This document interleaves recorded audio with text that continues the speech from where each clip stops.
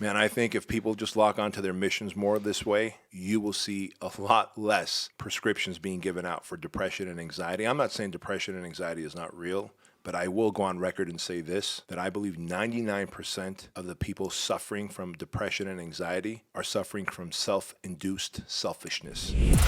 Welcome to the Fitness CEO Podcast. Hey, welcome back, friends. My man B back in the studio. We're back. Another month, here we go. So today's episode is about getting clear on your mission. And I want to say in a recent episode, as I wrote down this quote, every man longs for a battle to fight, an adventure to live, and a beauty to rescue. Without a clear mission, humanity, our audience, you, me, we just are living a life of depression. Right. So let's unpack that today. What does a mission mean to you? And we're gonna dialogue a lot, which is great. Well, so first off, let's even forget about humans, because oftentimes we're like, as humans, what is your mission and your vision of life? Turns out, even a dog can teach us a lesson. And I think you know where I'm going here. My beautiful dog, Cookie, when we rescued her, she was 8 months old. The family didn't want her. They were going to send her to the pound. And she's part German Shepherd, part Mastiff. So she's a big girl. Even at 8 months, she weighed about 80 pounds. And so all I saw was a picture of her on Facebook. A mutual friend of that family posted the picture of Cookie. They lived in San Francisco. And I saw a picture and I was like, I got to own that dog. I got to have that dog. I got to rescue that dog. She can't go to the pound. And so went and rescued her, drove back with her. We had never owned a big dog before. So imagine we've always had small dogs in my family, easy to manage, easy to handle. Now we got big girl Cookie, 80 pounds, pulling everybody every which way when she's on a leash. I'm like, all right, this isn't going to work. Somehow, she's going to hurt someone. And so I hired a dog trainer. This dog trainer worked with Cookie for 6 weeks. At the end of the 6 weeks, Cookie was just so well-mannered. She could sit, she could heel, she could lay down, she could walk on her left, she could walk on her right. She knew how to stay. So many great commands.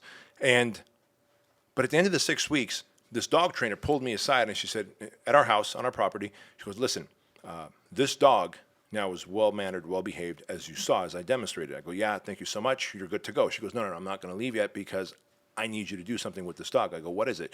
And she said, you have to give this dog a routine, a sense of purpose, and that purpose has to become her life's mission.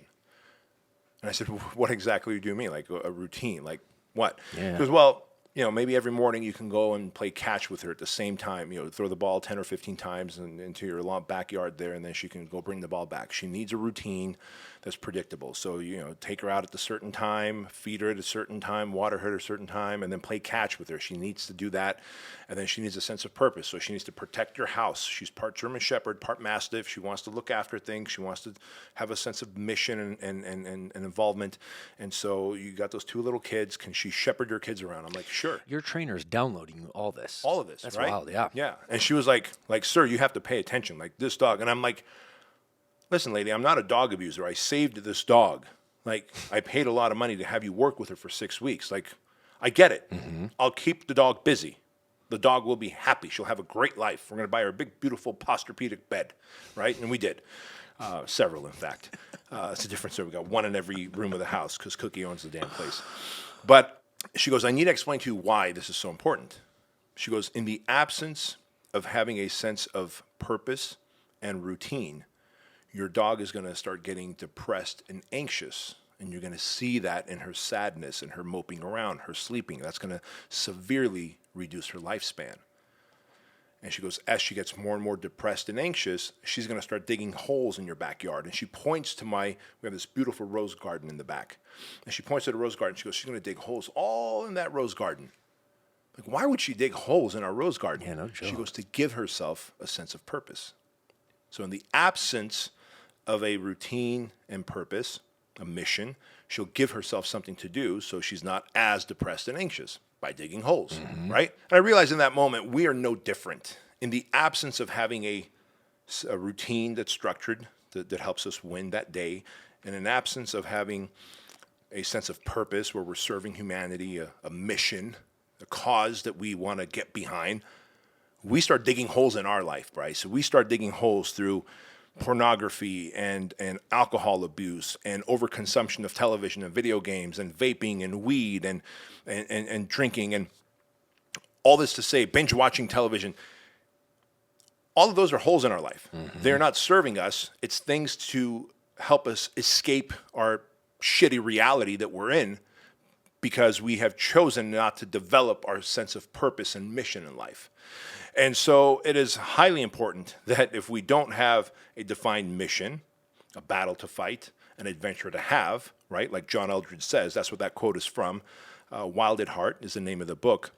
In an absence of a battle to fight and a mission to have, you will begin to go down these rabbit holes of self-destruction that you name the vice and it'll get you. And people go, well, what's wrong with a little evening drinking? What's wrong with the watching TV a little bit? All of that compounded over time is how divorces happened, how bankruptcies happened, how your kids are now raised by time and not by intention. They just happen to get older because you're like, I'll get to them tomorrow, and you all this forms of different escape that people use.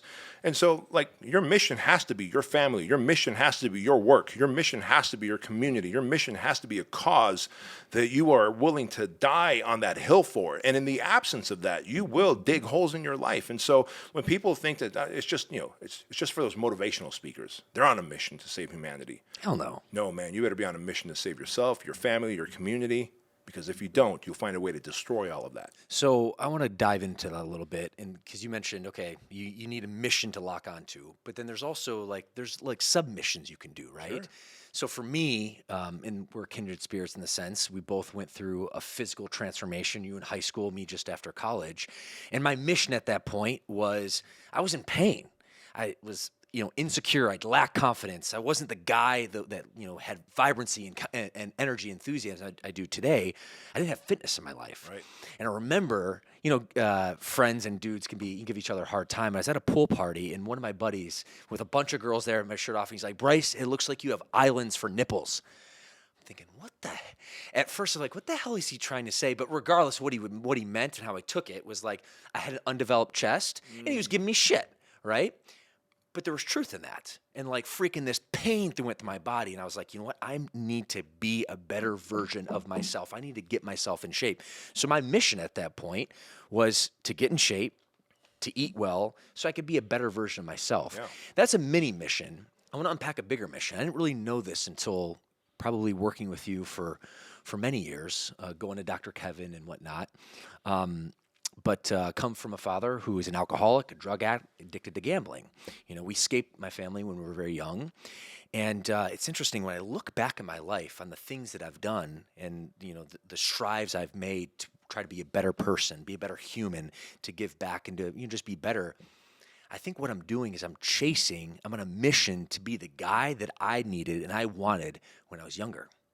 And that didn't really dawn on me for a period of time, but that rage that we talk about, that fire in the belly, that look in the eye, that's really served me well. Yeah. But channeled towards the good, channeled toward a mission where I can be of service to myself, my family, and the rest of the community. So from your perspective, I'm curious on what that looks like from you, like your mini missions, if you will, and if you have a burning desire to your core, and really how that's changed over time. Yeah, and that is true, that your greater mission will evolve over time. And I'll get to that in a second. But my micro missions, for example, very similar to yours. I wanted to develop my body. I was a fat, overweight young man growing up. When I got into high school, I was probably 30, 35 pounds overweight. By junior year of high school, I knew that, senior year is coming up, and I want to go to prom, and I want to ask that girl out to prom. Her name was Nakaya. And I knew that I would have had a better chance of getting a yes from her if I was in better shape. Mm-hmm. I didn't even know that just me getting in shape would boost my confidence, and therefore I could probably ask any girl out, right? I just figured that if I was in better shape, I was more appealing to her, she would say yes. So I asked in science class, my lab partner, he played on the high school football team, Dave, and I said, Dave, man, you're in great shape, you're jacked. Can you give me some ideas of how do I work out, how do I build muscle, how to get rid of this fat that's on my body? And he took me to the school gym, most intimidating place I could be. And that summer, my big purpose all summer, of the summer before senior year was to work out 7 days a week, to eat exactly like Dave told me to eat, to get my cardio in. I came back senior year 35% leaner, more muscular, more confident. It was almost like I had been invisible the previous 3 years, Bryce. And now all of a sudden, all these high school kids are like, hey, man, how's it going? You look amazing. What do you do? You want to hang out with us, eat lunch with us, go places with you? You guys never invited me anywhere. And I realized that my confidence, the energy that I put off, and so while I never had the confidence to ask Nakaya to the prom, I just didn't work my way up to that. So I never went to the prom. That's the... You did all the work. Yeah. Except ask her for the prom. But I fell madly in love with someone else, myself. Yeah, I fell madly in love with someone else, much more lovely than Nakaya. Nakaya was a very beautiful young lady. Touché. And that's important, man. So my mission that summer was just to work out and eat right. A very vain mission for a young man. But here's the funny thing. As I left high school, I was like, man, what do I want to do? I think I want to be a personal trainer. I think the same level of transformation that I had, both physically, emotionally, mentally, in confidence, in energy, that I got from working out, I want to help others.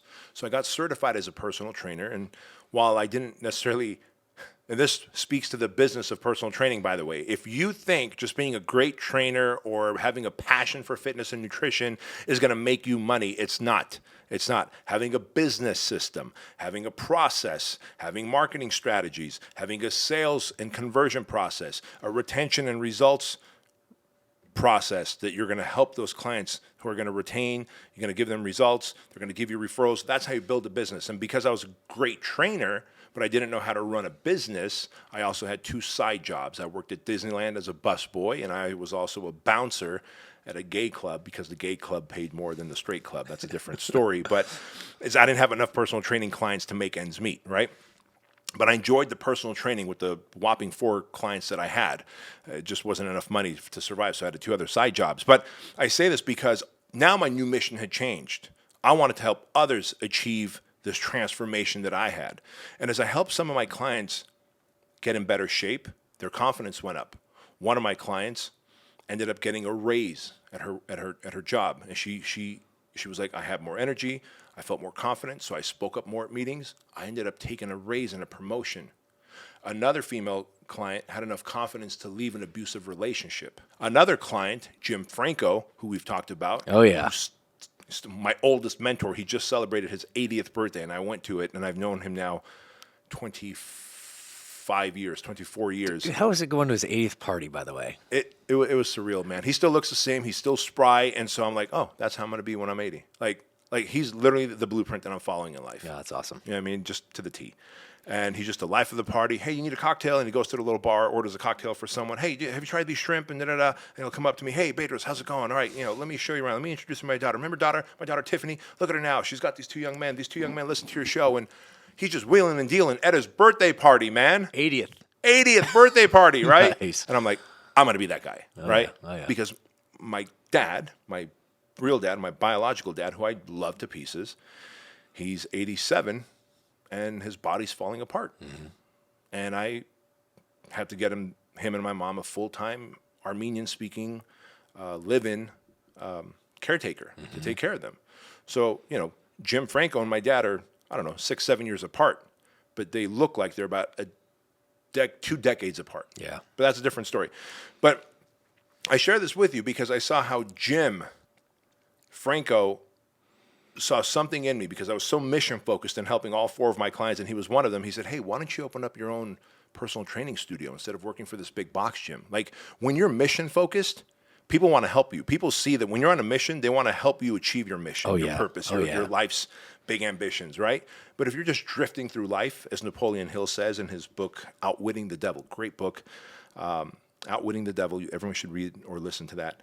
If you're drifting through life without a mission, without a sense of purpose, it is too easy to dig holes, to find vices, to kick the can of self-development, of self-mastery, of having some sense of purpose down the line. Now, as we get older, you get married, you have kids, your mission changes. Your purpose changes. As the country evolved, you remember the previous podcast I had before the Bedros Keuilian show was the Empire Show. Yep. For 4 years, 209 episodes, all I taught was business, mastery, how to become a better entrepreneur and make a crap ton of money and do a lot of good with it.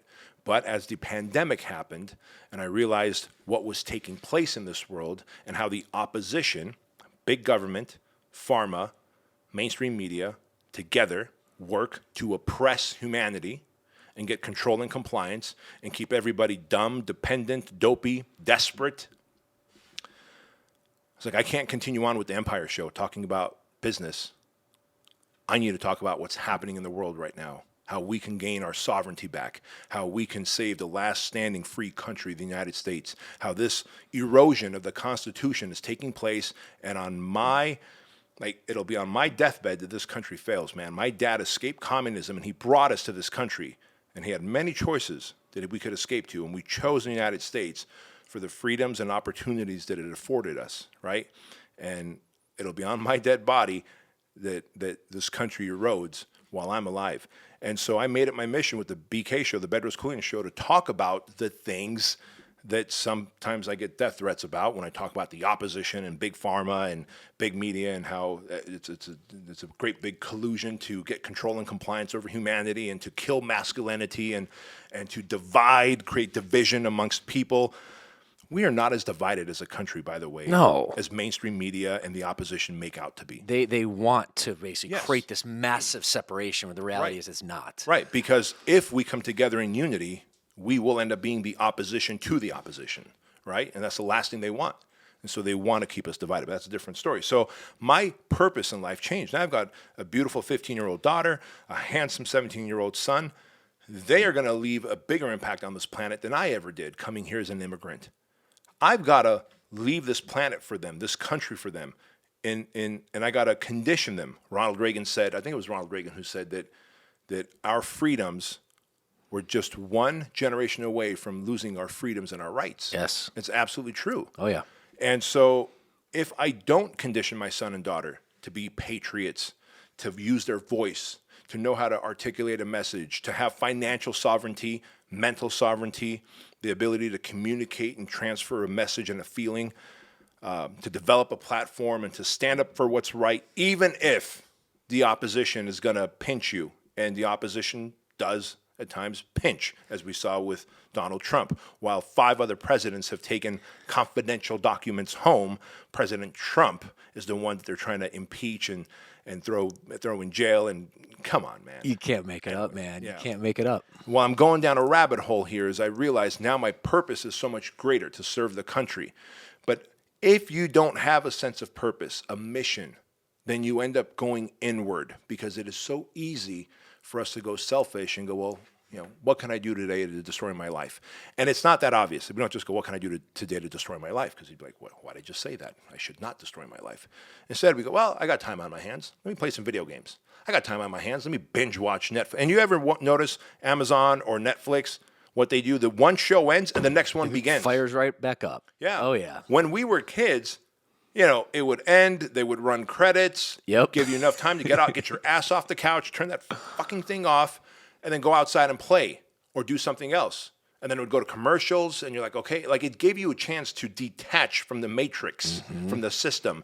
Now they just jam one show after another. And then if that wasn't enough, on your phone, you just swipe, swipe, swipe, swipe. I'm convinced that in another 3 decades, the human hand is going to look more like a claw shaped like the iPhone, because you just see people clawing their iPhones and holding on to them. Like, we are becoming these programmed robots in all sense of radiance. Your inner light, it's being dimmed on a daily basis. My mission now has become that. And if we are screen sucking, if we are over drinking, over video gaming, over pornography, over anything, overeating, you go inward and you start destroying yourself, and you are no longer an asset to humanity. You become a liability, which is exactly what they want, because government grows bigger when its citizens become a liability. Because they go, well, we need to tax you more to take better care of you, because you guys don't know how to take care of yourself. Right?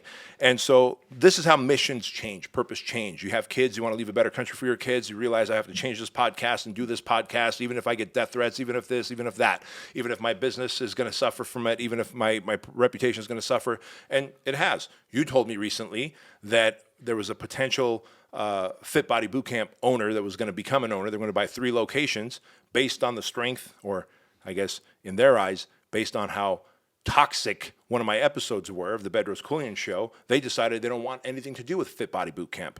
Well, if you're listening to this, folks, I'm here to tell you that if you do believe in sovereignty, if you do believe in freedom, if you do believe in the American way, if you do believe in making money and doing a lot of good within serving humanity and really empowering people, maybe you ought to become a Fit Body Bootcamp franchise owner and join us and join our tribe and join our fight, because those people didn't, and that's fine. I respect them. Amen to that. Right? And so whatever the mission is, man, it has to be greater than self, but it does start with self, because the greatest mission you could ever embark on is the mission of developing yourself, because it is only then that you are fortified to go and fight other battles, have other adventures, rescue that beauty, love up that beauty. But in the absence of mission, we become the dog that digs holes in our life, and that becomes self-destructive. Yeah, so good. Be the last part of the conversation, I want to dive into your lens on where do you derive that purpose and that mission. You've talked about like your stories and your strategies, but if someone's watching this right now, like, okay, great, I want a mission, I want a purpose, but like, where do I even start? So I'll share with me what's worked really well and a framework that I have, and a keynote actually I've given at many of your events, called the 3 Ps: pain, passion, and purpose. Because I'm a very, very, very strong believer that your purpose actually is derived from the pain. What is causing you pain and friction and discomfort? And then can you channel that to a purpose, or a passion, which eventually leads to a purpose. And I shared earlier in our conversation, that initial pain for me is being out of shape and having islands for nipples and feeling embarrassed. That was painful, right? Yeah, sure. It's trivial, like when I look back at it, it's humorous now, right. But it was painful. It got me to the point that I developed a passion for fitness and then ultimately business. Once I developed a passion for helping others, growing up in the brand and seeing a lot of franchise partners that, modeled my success, and, man, I felt pain. Like I wanted to help them out. I wanted to pay it forward, right? And that developed my next mission to help people who are hungry to help themselves and serve this beautiful industry of fitness and fat loss, because we genuinely inspire fitness and change lives. And for me, really the biggest change I feel like in the last few years, and we talked about with the COVID and the pandemic, seeing, the government mandates and the restrictions, and you look back and they're all for naught, right? It's like, it's ridiculous. But going through that, it was a massive amount of pain, that we all felt, that humanity felt. But, our business ownerships and brick and mortar business, the restaurant industry and the fitness industry, and feeling so freaking painful and enraged about that, it's put me on a new mission to just double down on the franchise and support our franchise partners, because, they're in the trenches every single day. So for me, when I look back and, a few different missions I've locked on in my life, it's really started with pain, developing that passion or purpose. So from your lens, would love to unpack that. It's always that. You said it so eloquently, and I'll say it in a very, in a shorter way, just to put the exclamation point on that. But whatever's keeping you awake at night, maybe it's your weight, maybe it's an addiction to something that you don't feel so happy and proud about, maybe you're financially struggling, whatever is keeping you awake at night, that fear, that frustration that you have, when you solve that, then you literally have a duty and an obligation to make that your purpose and go and pay it forward to others, because you're not the only one suffering with a marriage that's falling apart, a bank account that's drastically underfunded, a vice or an addiction that you can't seem to overcome. So solve that. And when you do, the selfless thing to do is to then go and pay it forward to others. It's always the best place to start. Like, we want to solve the problem in our life, create the best version of ourselves, the person that we love, that we admire, that we respect, and then we go and develop that person in others, because there are others having that same marital problem, financial problem, addiction problem. It's the greatest place to start, which is pain. Make it your passion to solve it. Make it your purpose to share it with the world. Ooh, mic drop. Well, my man, I think that's it. Anything else on your end before we wrap for today? Man, I think if people just lock onto their missions more this way, you will see a lot less prescriptions being given out for depression and anxiety. I'm not saying depression and anxiety is not real, but I will go on record and say this, that I believe 99% of the people suffering from depression and anxiety are suffering from self-induced selfishness. And the moment they lock on to mission and purpose, their anxiety and depression will magically poof go away. And that 1% that are truly clinically and chemically anxious and depressed, that is that tiny segment that medication is designed for. Now, that is not what the opposition wants me to say. The opposition wants me to say that you're all depressed, you're all anxious, and you all need those medications, but you don't. What you need is a mission to lock on. Mic drop. All right, my friends, if you got value, I know you did, give this video a like. That would help us. And remember, no one is coming to save you. You must save yourself, and the time is now. Thanks, B. Thank you. See you in the next episode, friends.